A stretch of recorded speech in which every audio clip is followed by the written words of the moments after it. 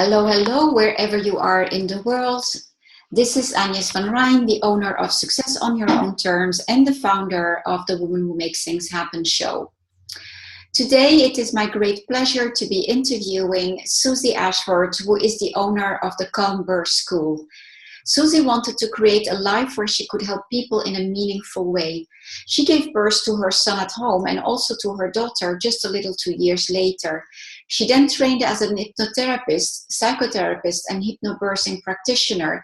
And that is also when the idea for the Calm Birth School was born. She has since helped thousands of women across the world create calm and positive birth experiences. She also helps pre- and postnatal specialists and holistic health practitioners identify what makes them different and how they can best communicate their awesomeness to their tribes online in the same way as she has done with the Calm Birth School. Suzy, welcome to the Woman Who Makes Things Happen show. How are you? I'm very well, thank you, Agnes. Thank you so much for having me. I'm excited. I'm all excited myself because what the listeners don't know, which is completely normal, is that you and I, in fact, met for the first time on Saturday, and today is Monday, that we sat together in the train together. Yes, we shared some wine. We shared some wine, absolutely, not to the point that we were drunken. No. But I was really interested by your story. I love what you're doing, so it made me extremely curious. And so share that with us. Tell us your story. How did it all started? Yeah, well, prior to setting up the Calm Birth School, I actually worked in media for 12 years, and it was a job that I loved. I was head of a commercial department at the Guardian News and Media, and for many years I kind of loved living the she life. I'd go out, I would, drink, get my nails done, and it was all, schmoozing and all of the media life, and it was fantastic up until the moment I had my son. And then it was kind of like all bets were off. I think a lot of career women experience the same kind of light bulb or switch moment where it's like, okay, I've got another human being that I'm responsible for. What am I doing with my life? What do I want to create? And it was really obvious to me that I wanted to just be a really great role model for him. I want him to know, or both my children to know, that they can create and achieve anything that they set their minds to. And that really we all have a spark of greatness in us, in ourselves. And by focusing our attention and being clear on what our intentions are, that we can create that. And so that's where the seed was sown for just thinking to myself, what do I want to happen? What do I want to create? And immediately it was clear that I wanted to help people in a far more meaningful way than planning their advertising campaigns. Mm-hmm. And so this whole idea of Calm Birth School, you went yourself through two beautiful experiences with your kids, giving the birth to them at home. You want to tell us more about that? Yeah, I was a control freak, and I am probably still a control freak. I'm in recovery. I'm learning to let go of the reins a little bit.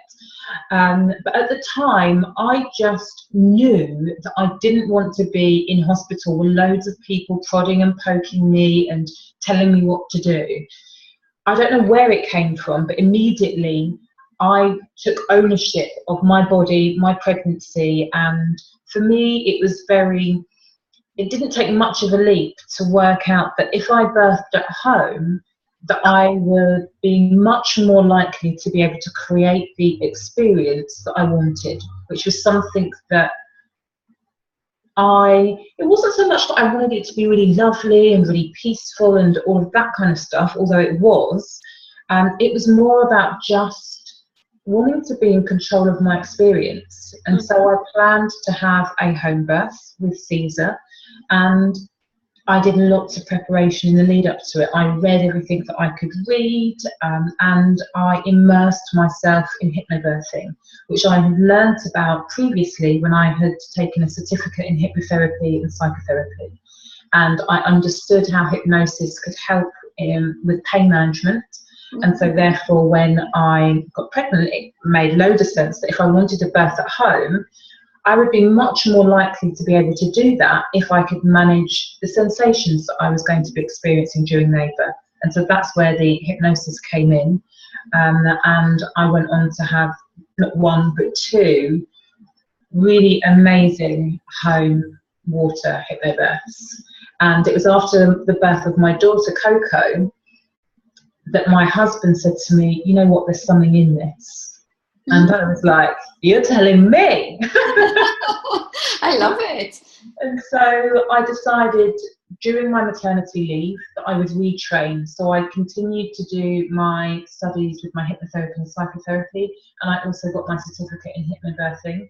And I pretty much set up business about 3, maybe 4 months after my daughter was born to test the water to see if I would be able to create a sustainable business rather than having to go back to my previous job.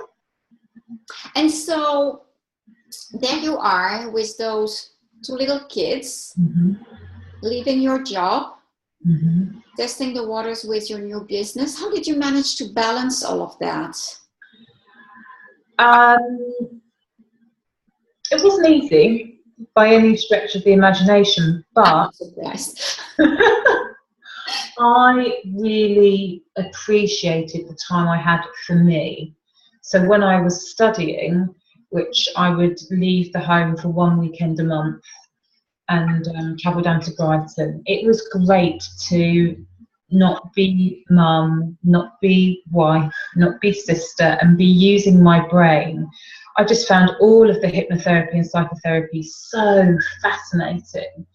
And just to be able to study people's behaviours and reactions based on things that happened in the past and see how quickly you could turn the way somebody was thinking and reacting to certain situations just by helping them relax. I just found it so fascinating that it drove me, it kept me going. The days where I wasn't sleeping and or my daughter wasn't sleeping and all of those things, I was so interested and so fascinated. You know when they say, when you find your passion, oh yeah, I know, it feel like work. I've had exactly the same. Yeah, and that's exactly what it was, and that's how I kept it going. But for the first year, my daughter wasn't in childcare, so my husband was a huge support in allowing me to go and do my studies and have that time away from the home. But she was with me for that first year without being in childcare, and my son was in childcare 3 days a week. So it was definitely challenging. But one of the keys, if I hear what you're saying, is that was that me time. Even if it was studying, it was for you, and support of your husband, of course. So whether it's called husband or mother or whoever, it does help to find some support to not have to carry everything on your own, because that makes it extremely challenging. Exactly. And so, talking about challenging, once you got started, other than this, which is already something, balance to find, of course, what are the biggest challenges that you've been facing? I think it's self-confidence. Interesting. When you set up on your own and you leave the security of the corporate world, and you're one of very few people that are working in that entrepreneurial field, everyone thinks you're a lunatic. And when you're doing it with 2 young children, everyone thinks you're even more of a lunatic. And I probably am a little bit crazy. An irresponsible lunatic. But it was keeping the self-belief, particularly when everything doesn't happen in a second. We live in a world where we are so used to turning the TV on and having the picture there in less than a millisecond. If you live in London or you live in a city, public transport, if you have to wait for longer than 2 minutes, it feels like an age. We've got everything, we all want everything to happen so quickly. The immediate rewards thing. And so when things, I was actually relatively lucky. My in-person practice set up and took off relatively quickly, but it was still, when I decided to move online, having the courage to say no to my in-person clients and take the time out to focus on building a scalable business was something that very few people understood. And having the confidence to continue and really believe in myself was probably one of the, I wouldn't say it was the biggest challenges, but certainly one of the biggest hurdles in terms of the convincing I needed to do for other people to get on board. So Suzy, did you have a very clear vision from the start of what you wanted? Yeah, I did actually. I knew from the in-person work that I was doing that actually the time it was taking away from my family, so working weekends, working evenings, wasn't what I had set out for. That wasn't what I'd signed up for. So when I came up with the idea for the Calm Birth School, it was really easy to take what people loved about the in-person classes, which was being really real, being really straight talking, no kind of airy fairiness, and to package that up in a way that other online hypnobirthing schools or other hypnobirthing programs were not doing. I wanted to talk to women like me, who were control freaks, who were corporate, who were media, and that was very, very clear right from the get-go. And so, yeah, I'm really convinced that having a clear vision does make a lot of difference. Coming back to the self-confidence, how did you address that? How did you manage to pass over it and build it? I surrounded myself with women who were doing amazing things. I invested in a coach, I had mentoring, and I was in many of the groups like yourself, surrounded by women who were doing it. And it was like, if they can do it, then why can't I? So that's comparing yourself with in a sound and what's the word in English? Sorry for that. Balanced way, not at your detriment. It's not something where it was serving me. It was inspiring me. I saw their successes. I saw them doing it with families. I saw them doing it on their own, and it spurred me on. I must say that I say it quite often that is really something that I have missed when I started. It would have saved me probably 3 to 4 years if then, when I started, I would have found it. I didn't know it existed when I was in France. That type of support, the coaching, the masterminds, the sisterhood, the mentoring, etc. That's just amazing. It makes such a difference. So what would you consider today being your successes? Well, the program in itself, has reached over 2,500 women across 6 different continents, which is something that I am insanely proud of. Whenever I get an email or a Facebook message from someone who is talking about their birth story, whether it's been a cesarean or a natural birth or an assisted birth, when they talk to me about their positive experiences, it is such a win, particularly when it's been not very straightforward. But for them to be able to come through the other side, even if it's been challenging, and say, thank you so much for your help, and this really got me through, that feels amazing. And then really, I think realising that in the right situations, that I'm a creative person. And I think that in the past, when I worked in media, I always thought, I was like, oh, I'm not creative. I don't think like that.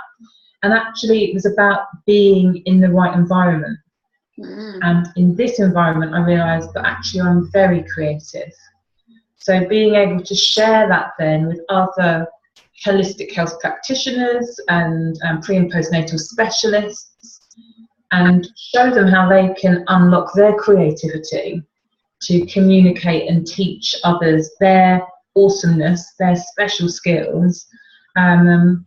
It's been great. Sounds amazing. Mm. So if you were to give some tips for women who have that dream, but they don't dare go in there, it's too scary, what would you say to them today to go for it and to make things happen in their life and or business? I think the first thing is ask yourself what life is going to be like if you continue to do the same thing every single day for the next 10, 15 years. Ask yourself if you're prepared to pay that price. So what if nothing changes, basically? If nothing changes, are you going to be happy? If you knew that you were going to die in 5 years' time, would you be happy still doing the same thing? Mm-hmm. And if the answer is yes, then continue doing what you're doing. Mm-hmm. And if the answer is no, ask yourself how you want your life to look in 5 years' time. That would be the first thing. Mm-hmm. Create the vision. Create the vision, yeah. Yeah. And don't hold back. Be unrealistic. Be crazy, be out there, but just create the vision. That would be the first thing. The second thing would be go and surround yourself with women who are creating their vision. Like-minded. Yeah.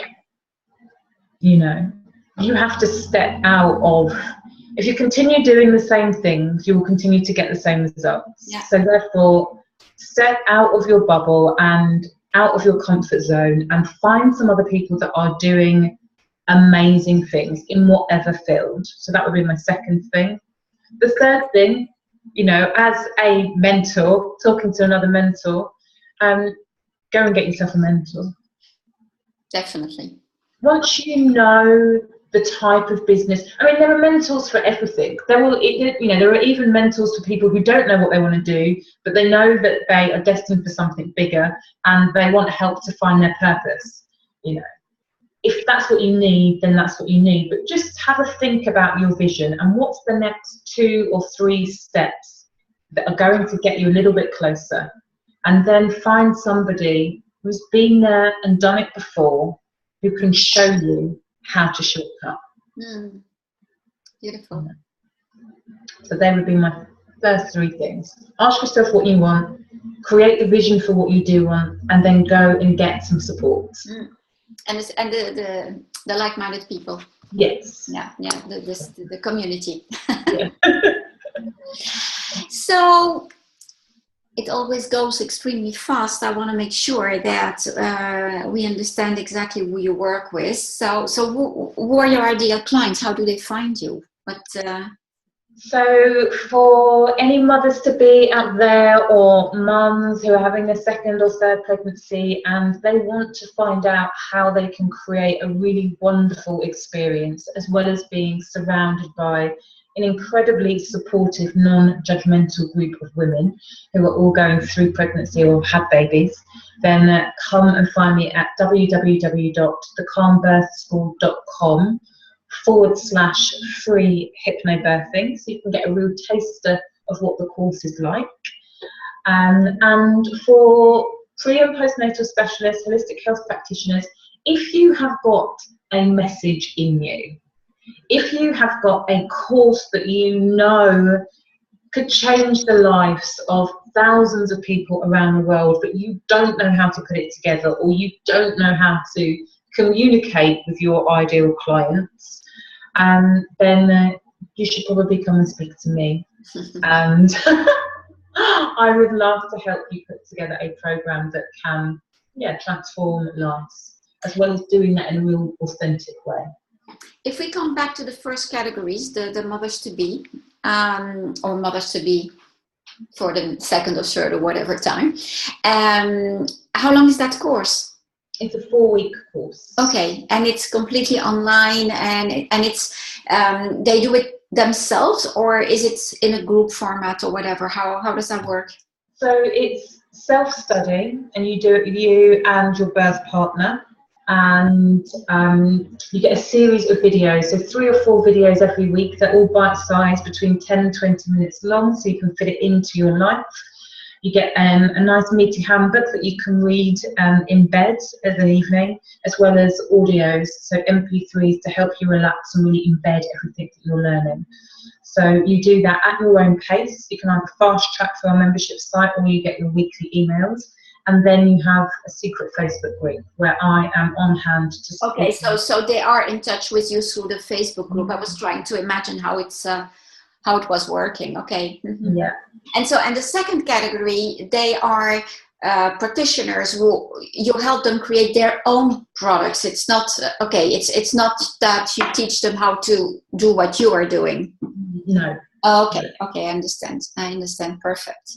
This is great. So, talking about vision, do you have a next step vision? What are your next steps? Do you have any idea of that?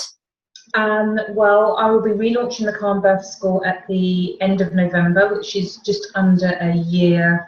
Will be just under a year old, so that feels really exciting, and really it's just to take it to the next level.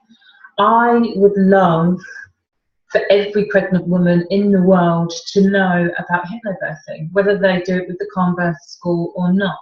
And so that really is about spreading the message of positive birth and helping women realise that creating a positive experience, regardless of how baby enters into the world, doesn't happen by chance or luck. It's something that you can do. And whilst I am very clear on the fact that you understand what you can control and let go of what you can't. You know, you can't control everything about birth, and I don't pretend that you can.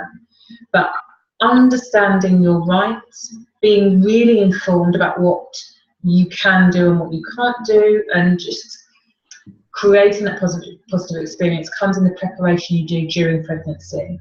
And really sharing that message is, with as many people as possible, is the next step.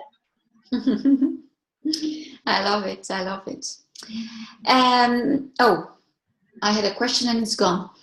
I was so intensely listening to you and thinking that I'm not concerned anymore. It's too late, but that I should be thinking about it by the time my kids reach that point. That I forgot the question I wanted to ask you. There was one thing that that's stupid. Anyway, it will come back as we continue talking. There was one specific question that I never asked. And so now that you have this business as you have set it up, and this dream that you've realized to a certain extent, because now there is a second step, what would you say has changed in your life? I just think it's freedom has been the biggest thing. So whilst I have worked hard, and I definitely have worked long hours in terms of getting everything together, being able to walk around the park, you know, in the middle of the day and take time out has been amazing. Connection with not only my clients but also like-minded women around the world has been so inspiring for me. My dreams and aspirations are so much bigger, and the knowledge that I am completely capable of achieving whatever my intentions are, that everything is completely possible. And now I have a platform or a vehicle to really channel that energy into, and that's a joy. It's on a much deeper level. Like, I was always happy in my life, but now being in control of my own destiny in the way that I am brings me so much joy at the deepest level. I feel extremely fortunate to be in the position that I'm in.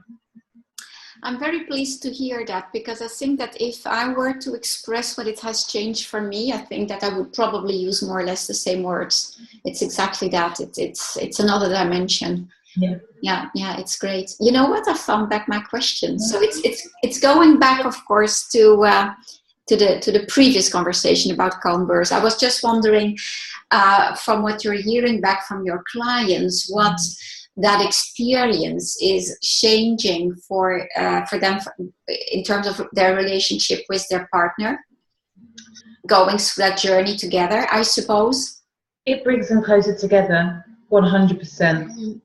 You know, I think on the flip side of that, the types of things I hear from mothers whose birth partners are not fully engaged in the pregnancy and birth, is that the stresses that a new child can bring to a relationship really can be so big. It's such a big transition, particularly 0 to 1. And when you have your birth partner's engagement from, you know, right from the beginning, and they understand how they can really support you in the best way, that really just unites a couple so much more deeply than when you have somebody who is just kind of in the background, kind of scared, not knowing how they can best be of service. And that connection with mum and the unborn baby after baby is born, statistically, you know, birth partners who have engaged in prenatal bonding and talking to the bump and really starting that parenting journey before the baby arrives, there's much less postnatal depression, there's much more closeness between the mother and the birth partner, but also the acceptance of this new, very demanding human being in the relationship is so much easier on the birth partner. So it's life enhancing from the moment people start the course and engage in it together right through to, you know, welcoming the baby into the world and the family. Yeah, it's my kids are 27 and 23, so it's a while ago. But what I do remember is that my both kids have 2 different fathers, so I'm talking about fathers. But what I remember with both is that somehow they felt outside of the whole thing, external to it. And when I'm hearing what you're saying, I think I can really see how that can change the experience, yes, for them. I can imagine that. Beautiful. Thank you. Beautiful. Anything else you would want to add from the perspective of going for your dreams and making things happen for yourself? Is there anything particular that we did not cover that you would think of? No, I think that it all comes down to your vision. And, you know, the masterclass at the weekend, one of the speakers said, make sure it's your vision. You know, make sure that whatever it is that you step into or look to, that you're striving for, really comes from your heart. And it's not about what your mum wanted for you, and it's not about what your dad wanted or what your partner thinks is going to be best for you, but it's something that really lights you up. And when you have, I often talk with pre- and postnatal specialists and holistic health practitioners, when you're able to talk to people about what you do as if they're your friend rather than it being kind of in a corporate environment, people get it. And it's so much more powerful than all of the marketing speak and all of that kind of stuff. So just know what it is that you want and then talk about it from the heart.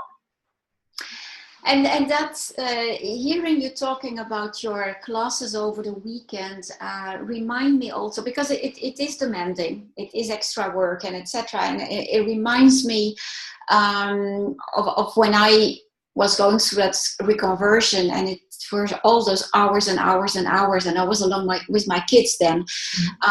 But you mentioned it yourself, when you're passionate about what you do, when you really are connected, that it feels true, it is the right thing to do, you're in alignment. Yeah. It does wonders. I mean, it brings in the notion of Einstein time, in fact, is that time doesn't seem to be a problem anymore. Or at least you don't relate to it the same way, because I mean, of course, the time can be challenging and you may have choices to make. But those choices are so much easier to make, because you are just passionate about what you're doing. That's amazing. Energizing. It's energizing, absolutely. I do remember that I was working largely full time, and I was very tired at the end of each week. But I started basically adding that reconversion process, the trainings, the coaching calls we had to do, etc., in the evenings. And so, in fact, I was adding, I would say, on average 3 hours every day. And I was just as tired as before. It wasn't more. And I was getting early, up so much more early than before. Yeah. It wasn't a problem. It's, go for it, ladies. Yeah, do it. Let's do it. Suzy, we have to go because, it's half an hour, no more. Thank you so much. I've really enjoyed this conversation with you. I love your story, and I think you're doing beautiful work. Thank you very much. And I wish you all the best and a lot of success. And I know we will see each other again. Thank you so much. Thank you so much. Thanks. Bye. Bye.